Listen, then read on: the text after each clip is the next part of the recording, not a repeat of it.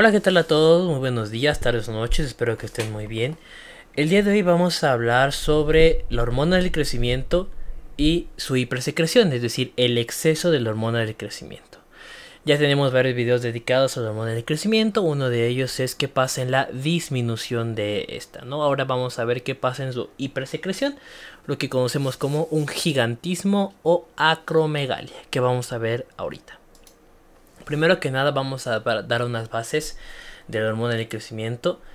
En esa parte me voy un poco más rápido porque ya tenemos videos diferentes dedicados a la hormona del crecimiento en donde la abordamos en su profundidad. Ahorita solo vamos a explicar sus generalidades.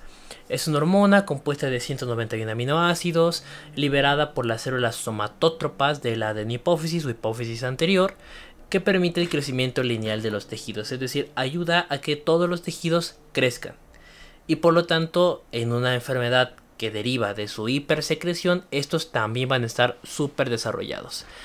Existe una síntesis proteica bastante elevada dentro de la hormona del crecimiento, que básicamente funciona y ayuda para que ésta esté pues todo el tiempo activa, ¿no? Se estimula justamente cuando hay una hipoglucemia porque busca regenerarse.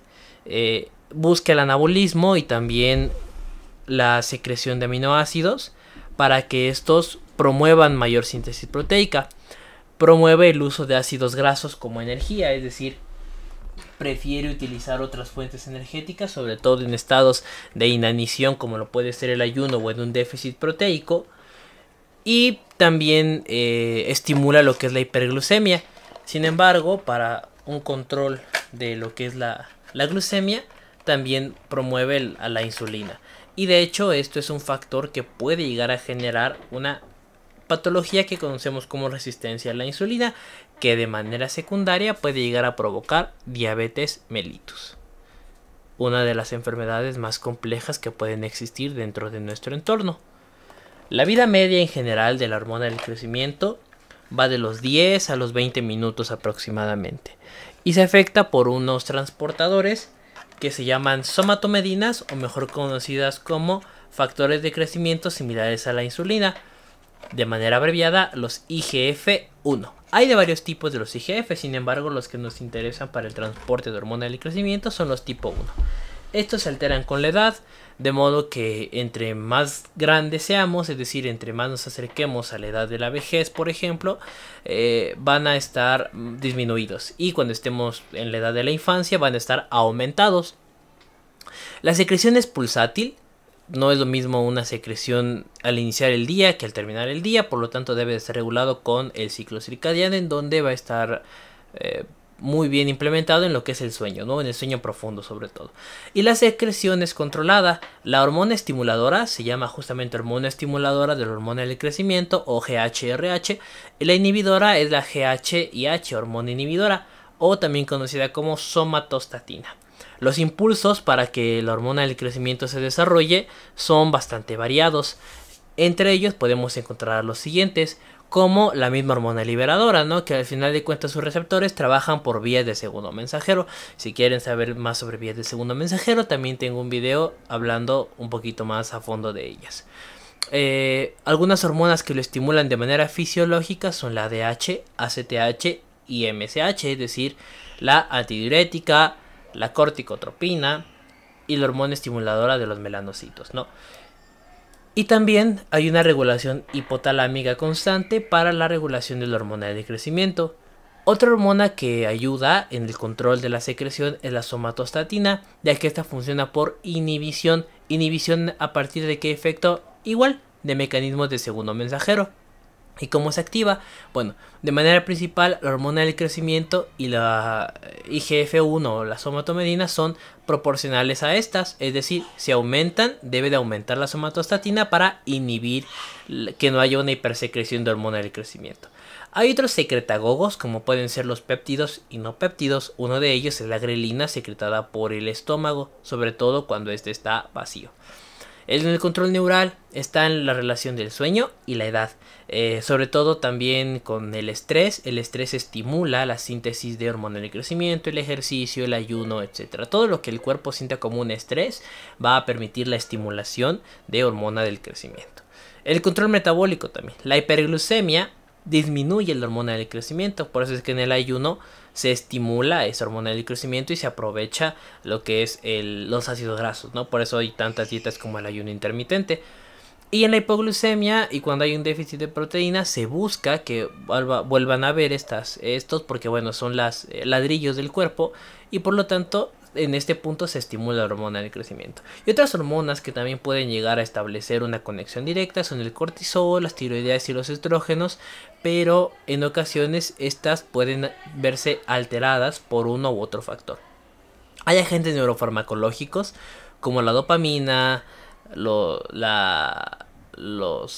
receptores alfa adrenérgicos y los serotoninérgicos que aumentan la hormona del crecimiento. Y los beta adrenérgicos tienden a disminuir esta, como el propranolol. Una vez dicho todos estos factores de manera fisiológica de la hormona del crecimiento, vamos a ver la patología que nos concierne el día de hoy: acromegalia y gigantismo, ¿no? Es una enfermedad como muy gráfica en el sentido de las características que puede llegar a tener un paciente. En este caso el incremento o en general se da por un incremento de hormona del crecimiento en adultos. Y si ya vimos que la hormona del crecimiento estimula tanto las funciones de síntesis proteica, de cuerpos de ácidos grasos, cuerpos cetónicos, ¿no?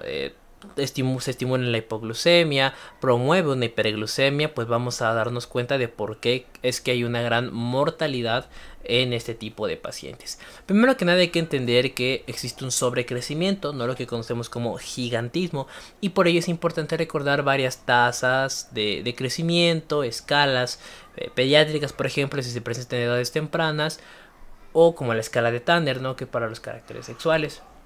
Aunque también la acromegalia se denomina a el incremento de hormona del crecimiento en adultos, que sobre todo se diagnostica entre los 40 años aproximadamente.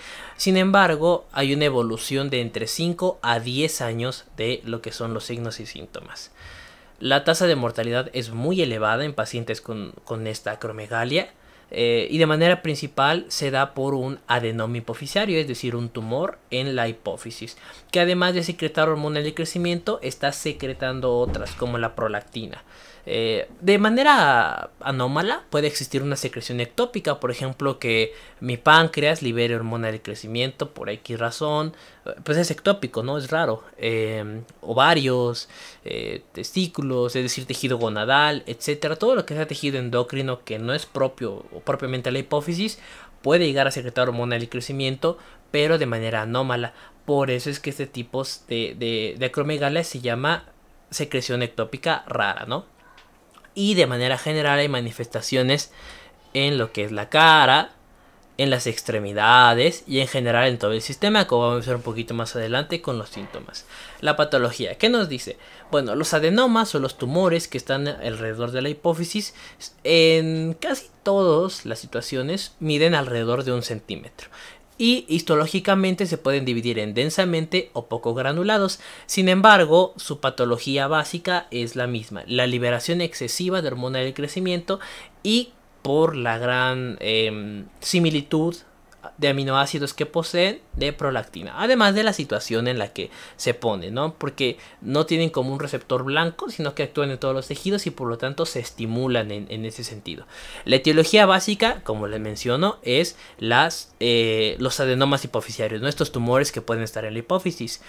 Aunque también puede haber un trastorno hipoficiario primario. La base de todo esto es que básicamente las proteínas G estimuladoras, porque básicamente ocurre que la hormona del crecimiento trabaja por proteínas G, liberan más cantidad de AMP cíclico y por consiguiente mayor hormona del crecimiento. Es decir, entre más estimulación me estés dando a la hipófisis en general y a las células somatótropas, pues más liberación te voy a estar dando de hormona del crecimiento, ¿no? Y con ello las afectaciones. También se habla de una alteración del cromosoma X, sobre todo el cromosoma 10.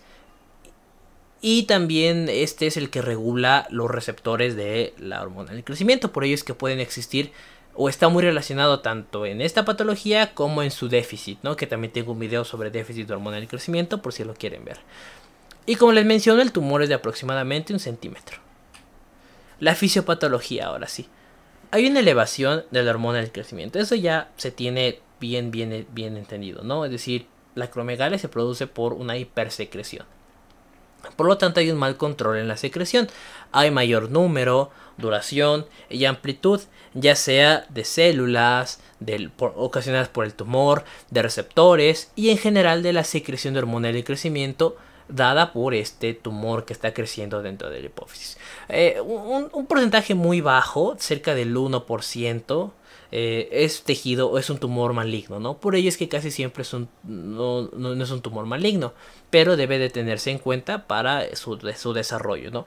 Y por lo tanto va a haber una respuesta normal a estímulo, es decir, los estímulos que normalmente controlan a lo que es la hormona del crecimiento, pues están alterados. Si el ejercicio de por sí me da un aumento, con una acromegalia me va a dar un aumento todavía más excesivo y por lo tanto va a haber un daño mucho mayor.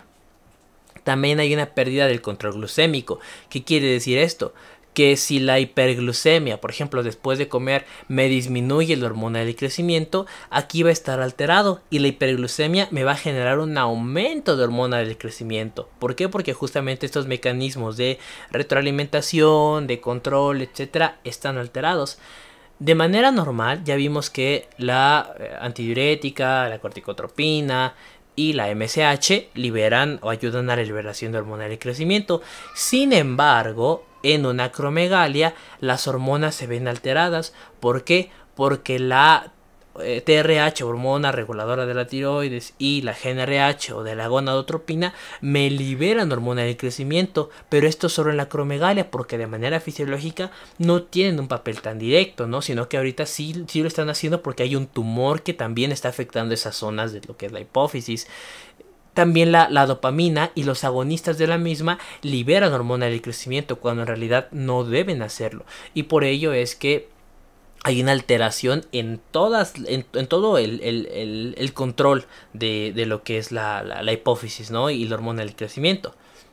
Se ha observado que existen cantidades excesivas de IGF-1 o también conocidas como las somatomedinas, es decir, los transportadores de la hormona del crecimiento. Cuando hay una cantidad excesiva de estas IGF-1, el hueso, cartílago y en general todo el tejido tiende a un crecimiento excesivo. ¿Por qué? Porque hay un mayor transporte hacia estos tejidos y si hay un mayor transporte hay un mayor aprovechamiento. Si hay mayor aprovechamiento hay mayor crecimiento, ¿no? Es un mecanismo como en efecto dominó, que si tengo más hormona del crecimiento tengo que tener más carritos que me la lleven. Estos carritos son los IGF-1 y estos carritos van a llegar más fácil a los tejidos y al llegar más fácil a los tejidos empieza con una hipersecreción.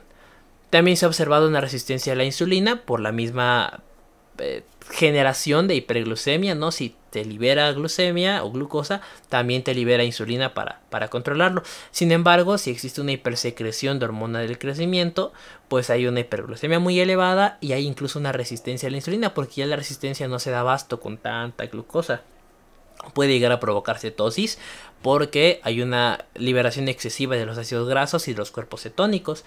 También se ve un mal metabolismo de los carbohidratos porque en general está ocasionando que, a pesar de que de manera fisiológica la glucosa elevada, ¿no?, después de comer disminuye los niveles de hormona del crecimiento, como tengo una enfermedad que es la acromegalia, esta pues no me hace ningún efecto y por lo tanto me eleva todavía más la glucosa. Entonces hay una alteración de mis carbohidratos y por lo tanto la liberación de los mismos está muy alterada. Ahora, ¿cuál es el cuadro clínico? De manera general el cuadro clínico es muy característico. De hecho, si ustedes, o sea, la foto salta rápido, ¿no? ¡Pum! Foto. Ya observamos las características básicas de la hormona del crecimiento en una patología como lo es la acromegalia. Como le mencionaba al principio del inicio de esta exposición, este tipo de patologías se pueden diagnosticar alrededor de los 40 años y por eso se llama acromegalia, ¿no? Este exceso en los adultos. pero la evolución de signos y síntomas ya lleva alrededor de 5 a 10 años, sino que en esos 40 años las afecciones ya son más notorias o más profusas, ¿no? Es decir, más graves. Entre los síntomas y signos podemos detectar algunos tempranos y otros de diagnóstico, o los que se dividirían tempranos y de diagnóstico. Entre los tempranos podemos encontrar el crecimiento en manos y pies, en extremidades en general. Y si ustedes se dan cuenta, los dedos, o sea, en comparación de ambas manos, son enormes, ¿no? O sea, un dedo son dos de esta persona de aquí al lado. Y si se dan cuenta en la imagen que está aquí arriba, los dedos también son muy grandes. La cara tiene una forma muy característica, con un crecimiento excesivo de la mandíbula, los dientes más separados, una nariz prominente, un crecimiento en los arcos superciliares, así como en todo el contorno óseo de la cara. Puede haber una hiperhidrosis, es decir, sudoración excesiva, grasa acumulada, porque bueno, a pesar de que sí moviliza los ácidos grasos, también me promueve la hiperglucemia y la insulina tiende a generar estos ácidos grasos, ¿no? Para empezar a acumularlos. Hay fatiga, o sea, hay una fatiga excesiva porque, bueno, todo el tiempo se está sintetizando más proteínas y se está creciendo, por lo tanto el cuerpo se agota de tanto crecer. Y hay aumento de peso, ¿no? Porque pues estás haciéndote más grande. Hay otros síntomas y signos de lo que es el diagnóstico. Hay un cambio en calzado en anillos, o sea, de repente se dan cuenta que los pies se le empiezan a hinchar o se le empiezan a alargar, se hacen más grandes, los anillos ya no le vienen. También hay acné en todo lo que es la piel, por esta misma movilización de los ácidos grasos, quistes sebáceos, acantosis nigricans por la resistencia a la insulina. Hay apnea del sueño, es decir, y esto se produce sobre todo por una alteración a nivel de lo que es la tráquea y sobre todo de la lengua. Hay macroglosia, es decir, crecimiento de la lengua, y en muchas ocasiones esta obstruye a todo lo que es la vía respiratoria y por lo tanto se genera una apnea. También hay parestesias. ¿Qué es esto? Una alteración de los nervios en esta región de la mano, sobre todo en el túnel carpiano o síndrome del túnel carpiano, que se da por las parestesias generadas por la acromegalia.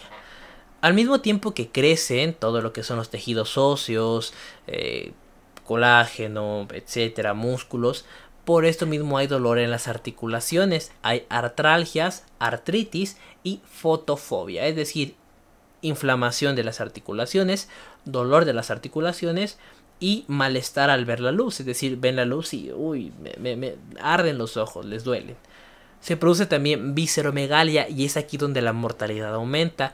¿Por qué? Porque se produce crecimiento de todos los tejidos, y al decir todos hablo de intestino, hígado, riñón, corazón sobre todo, y se produce una patología denominada cardiomegalia, es decir, crecimiento del corazón.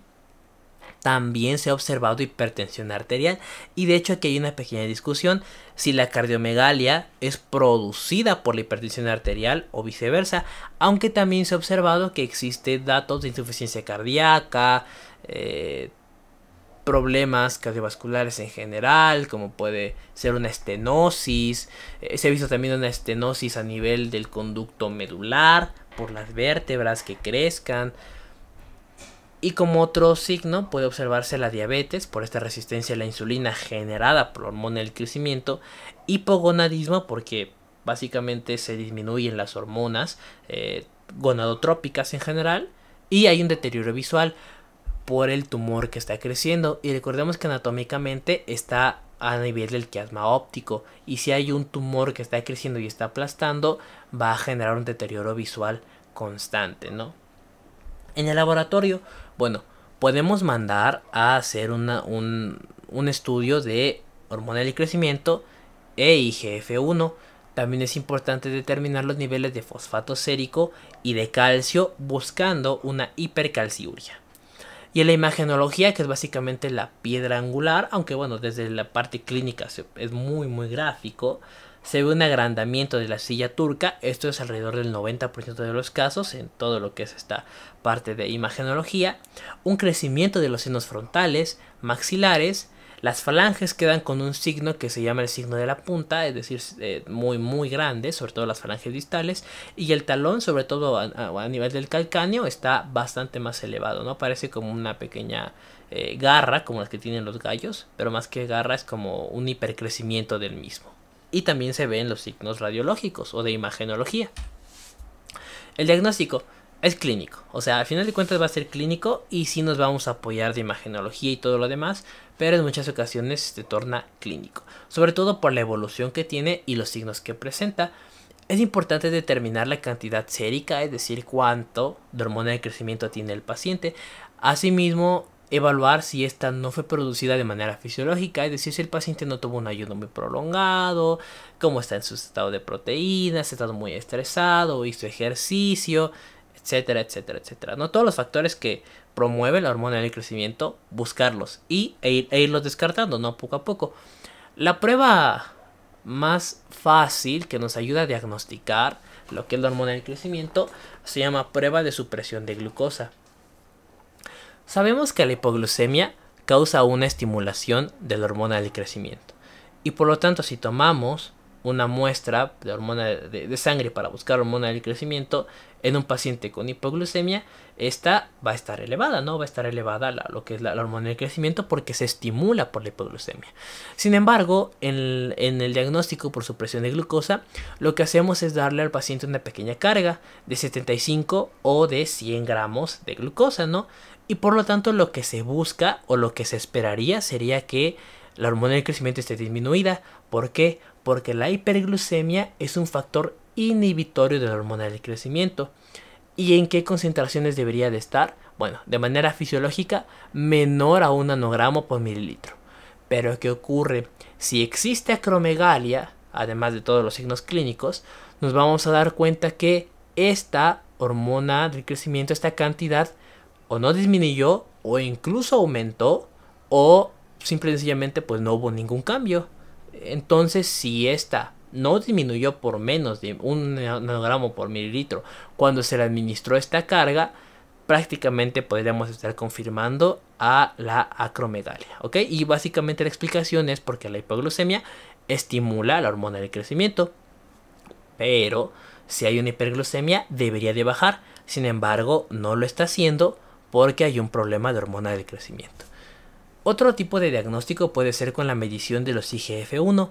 ¿En qué sentido? Bueno, con la hipersecreción, es decir, se ven IGF-1 aumentado. Aunque no son tan sensibles, sí nos ayudan a entender que puede existir quizá alguna resistencia a este tipo de transportadores. Pero hay que tener en cuenta los datos de edad y sexo. O sea, no es lo mismo un niño, un joven, a un adulto mayor, ¿no? O sea, siempre tener esa pauta de edad y sexo. Y la localización tumoral, que también nos ayuda al diagnóstico, sobre todo con técnicas de imagen. Alrededor del 90% son de 1 centímetro, ¿no? Y menos del 1% llegan a ser malignos. Entonces por ahí hay que irnos a los datos epidemiológicos. Se pueden pedir más estudios neuroradiológicos e investigar si existe alguna fuente externa que provoque ya sea una hipersecreción de hormona del crecimiento o una formación ectópica de hormona del crecimiento. El diagnóstico diferencial, bueno, primero que nada hay que entender las causas de la hipersecreción de hormona del crecimiento y de las somatomedinas, como pueden ser fisiológicas, farmacológicas, patológicas, ¿no? Fisiológicas, bueno, el ejercicio, el estrés o el ayuno, como ya veníamos platicando. Las farmacológicas, la terapia con estrógeno sobre todo, o también con testosterona, puede llegar a provocar este aumento y bueno, por ese tipo de mecanismos. Y patológicas, ¿no? Si existe alguna insuficiencia renal, cirrosis, diabetes mellitus tipo 1, una anorexia, o pues bueno, en este caso ir buscando poco a poco si existe otra patología que pueda llegar a generar una hipersecreción de hormona del crecimiento y que no sea como tal el problema de la hipófisis, ¿no? Sino que sea otra patología completamente aislada, pero que está generando este mecanismo. También puede haber una secreción ectópica de hormona del crecimiento o de hormona estimuladora de hormona del crecimiento. Puede ser en lugares anómalos como una secreción pancreática, en el estómago, intestino o otro organismo gonadal, incluso otro lugar que provoque este tipo de afecciones. Y sobre todo tumores, o bueno, que sobre todo esta secreción ectópica en lugares anómalos o ectópicos, como su nombre lo indica, está dada por tumores extra hipofisiales, es decir, fuera de la hipófisis. Pasando ya al tratamiento, lo primero es la evaluación adecuada. se debe de evitar la hipersecreción de la hormona, es decir, si lo que estamos queriendo es que bajen los niveles de hormona del crecimiento, es lo que se debe de estar buscando. Por lo mismo se debe disminuir la mortalidad, o se debe buscar disminuir la mortalidad con todos los factores que ya vimos, ¿no? Sobre todo estos cardiovasculares. Y una de las mejores evaluaciones que se pueden hacer es con la prueba de la glucosa, ¿no? Si ya hay una hormona de crecimiento suprimida en la hiperglucemia, y si sí lo está, quiere decir que nuestro tratamiento está funcionando de forma correcta. Es importante investigar los riesgos y beneficios que tienen todos los tratamientos, como los efectos adversos o las complicaciones quirúrgicas, así como los de la radioterapia que pueden llegar a presentarse. En el quirúrgico, se dice que la cirugía transesfenoidal tiene se sabe, mejor dicho, que la cirugía transesfenoidal tiene una buena aceptación, porque la tasa de curación está entre el 60 y el 80%, por eso les puse un promedio de 70%, ¿no? Esa es la tasa de curación provocada por la cirugía transesfenoidal. Es un tratamiento complejo y que en realidad las complicaciones son menores al 5% de manera general. Obviamente pueden existir más o menos, pero es un promedio. En cuanto al tratamiento médico, es decir, fármacos, podemos usar el acetato de octiótrido. Este es un análogo de la somatostatina, al igual que el octiótrido y el lanreótido, ¿no? O lanreótido. El acetato de octiótrido se puede aplicar en una dosis de 50 microgramos 3 veces por día, pero se puede aumentar hasta 1500 microgramos en vía subcutánea. El octiótrido se da alrededor de 30 miligramos mensual por vía intramuscular, aunque también hay otras presentaciones, como puede ser en gel, ¿no? El lanreótido también se da a 60 miligramos por 4 a 6 semanas en vía subcutánea, ¿no? Algunos de estos se pueden ir aumentando según la necesidad del paciente y según la evolución, por eso es importante la individualización del mismo. El pegvisomant, es un antagonista del receptor de la hormona del crecimiento. Veíamos que hay alteraciones en el receptor, sobre todo ligadas al cromosoma X, ¿no? El cromosoma 10. Y estas pueden aplicarse de manera subcutánea a 10 o 20 miligramos diario. ¿Qué es un 0? Perdón, se me fue la O. Estoy como el que hizo lo del grupo O y en realidad el grupo 0, ¿no? Pero bueno, para no desviarnos. El pegvisomant, que es un antagonista del receptor de la hormona del crecimiento, se puede dar entre 10 a 20 miligramos de manera subcutánea diaria. Y de manera más común, por así decirlo, algunos agonistas de dopa son la cabergolina y la bromocriptina. La cabergolina, que puede empezar en dosis desde 0.5 miligramos por día en vía oral, y la bromocriptina, que también se da a 20 miligramos por día. Estos son muy similares en la hiperprolactinemia. La radioterapia puede ser externa o estereotáctica. Se sabe que tiene un control de alrededor del 90% de todos los trastornos hipoficiarios, en este caso de la acromegalia. Pero esta supresión puede llegar a ser subóptima dependiendo de muchos factores, es decir, no puede llegar a ser tan correcta o como se esperaría, porque empiezan a entrar muchos factores, ¿no? Y por eso es importante que se evalúe el riesgo-beneficio que tiene el tratamiento. Un problema grave de la radioterapia es que le pega a la hipófisis, ¿no? Que es lo que buscamos, pero también le pega a otras hormonas. Y por lo tanto, si ya teníamos una alteración con la hormona del crecimiento, ahora ya más o menos controlamos la hormona del crecimiento, pero generamos una deficiencia de TSH y ACTH, o sea, de adenocorticotropina y de hormona estimuladora de tiroides, ¿no? Entonces hay que tener cuidado en ese sentido de la radioterapia y en general de todos los tratamientos, porque por ejemplo algunos tienen el riesgo de náuseas, como los análogos de la somatostatina, de náuseas, problemas a nivel estomacal, diarreas, etc. Por eso es importante una evaluación general. Y ya para ir terminando, ¿no? Se debe de buscar una respuesta correcta al tratamiento. Lo mejor es una combinación médica y quirúrgica, ¿no? Es decir, un tratamiento farmacológico y un tratamiento quirúrgico. Podría ser primero el quirúrgico y luego el farmacológico con un mantenimiento, o esta evaluación de la individualización en un paciente. Lo que se busca básicamente es disminuir o suspender el crecimiento óseo y tisular, ¿no? Esta parte de la cardiomegalia, por ejemplo, bajar la hinchazón facial y también de las extremidades. Ya veíamos la cara muy característica de los pacientes con acromegalia, y también bajar todo lo que es la hinchazón de los dedos. revertir las parestesias, ese síndrome del túnel carpiano, y también la mortalidad, ¿no? Por la hipertensión, diabetes mellitus. Es que se junta todo en los pacientes con acromegalia y por ello es importante disminuirlo. Y el seguimiento, si es quirúrgico, se deben buscar o evaluar los niveles de hormona del crecimiento e IGF-1 hacia las 12 semanas tras haber hecho la cirugía transesfenoidal. Y en el tratamiento médico, bueno, si encontramos niveles mayores a 1 nanogramo por mililitro, investigar que haya habido factores o si hubo factores que estimularan la hormona del crecimiento, ¿no? Estos son factores fisiológicos y por lo tanto generar una prueba de glucosa. Es importante saber que dentro de los primeros 6 meses o del primer año, mejor dicho, se busca esta hormona del crecimiento de IGF-1 cada 6 meses. Luego se pueden hacer los niveles cada año. También, de manera general en el seguimiento, es importante generar una búsqueda por resonancia magnética. Es decir, evaluar que no exista ninguna alteración con los pacientes a nivel de silla turca, por ejemplo, una regresión del adenoma o alteraciones que se pueden observar en la imagenología. Y pues bueno, el tratamiento a futuro se está buscando con una terapia de reconversión hormonal. Sin embargo, pues aún están en ciertas prácticas y en ciertos modelos que esperemos salgan pronto. Sin más, les agradezco muchísimo por todo el apoyo que se ha visto en los videos. Les agradezco por los suscriptores. Las horas también están aumentando bastante. Así que si les gustó, ya saben que pueden darle like, compartir, suscribirse y dejar un comentario.